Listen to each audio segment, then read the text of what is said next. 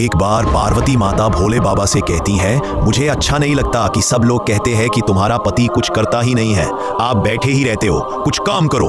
तो भोले बाबा ने भोलेपन से मुस्कुराकर कहा, ठीक है देवी, अब मैं खेती करूंगा और मेरे कृष्ण है ना ब्रज में, अब मैं वहीं चला जाऊंगा, उधर ही खेती करूंगा। पार्वती माता ने थोड़ा हंसकर कहा, जा तो रहे हो लेकिन सावधान रहना, वो कृष्ण बड़े चंचल हैं। भोले बाबा मुस्कुराए, वो तो मेरे बड़े सगे हैं। अब शंकर भगवान पहुंचे श्री कृष्ण के पास और बोले, माधव मैं खेती करना चाहता हूँ। कृष्ण बोले, अरे भोले बाबा, सारे खेत आपके ही हैं। शिव बोले कि एक बैल तो मैं लाया हूँ, एक और चाहिए। तो कृष्ण बोले, कोई भी ले लो, सारे बैल आपके हैं। फिर शिव बोले, नहीं कृष्ण, मैं ऐसे नहीं करूँगा। कृष्ण ने पूछा, तो क्या करोगे? भोले बोले, देखो, आपकी खेती, आपके बैल सब मेरे हैं, मेहनत तो मैं करूंगा, तो मैं चाहूंगा कि कुछ आपको भी मिले और कुछ मुझे भी।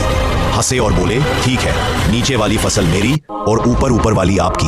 अब भगवान शंकर ने खूब मेहनत करी, बीज बोए, पानी लगाया, खेत जोते, और फसल जब तैयार हुई तो नीचे नीचे वाली कृष्ण ने रख ली, ऊपर ऊपर वाली भोले बाबा ने। और बोया क्या था? पालू। भोले बाबा बड़े प्रसन्न हुए कि मैंने तो आज बहुत बड़ा काम कर दिया। पार्वती माता के पास पहुंचे और बोले, लो देवी, हम खेती कर लाए। माँ बोली, क्या खेती करके लाए? भोले बोले, आलू की खेती करी हमने। पार्वती हंसकर बोली, आलू कहाँ है? भोले बोले, हमारी शर्त रखी थी, नीचे जो होगा वो कन्हैया का और ऊपर जो होगा वो मेरा। माँ पार्वती मुस्कुराई और बोली, मैंने तो पहले ही कहा था कृष्ण चालाक है, अब अगली बार कहना कि नीचे वाली हमारी और ऊपर वाली तुम्हारी। भोले बाबा बोले, ठीक है। श्री कृष्ण बोले, हमें कोई दिक्कत नहीं है, आप करो। अब फिर शंकर भगवान ने मेहनत करी, बीज बोए, पानी लगाया, फसल पक गई, सब कुछ बढ़िया हुआ। अब की बार शर्त थी, नीचे वाली शिव की और ऊपर वाली कृष्ण की। और इस बार बोया क्या? बाजरा। बाजरा ऊपर उगता है और नीचे नीचे चारा था। भोले बाबा ने नीचे वाला चारा ले लिया और बाजरा कृष्ण का हुआ। अब इसे लेकर भगवान शिव पार्वती माता के पास पहुंचे। माँ पार्वती ने देखा और बोली, फिर ये गड़बड़ कर लाए। भोले बोले, अब क्या करना है? माता बोली, अब बोलना, ऊपर भी हमारा और नीचे भी हमारा।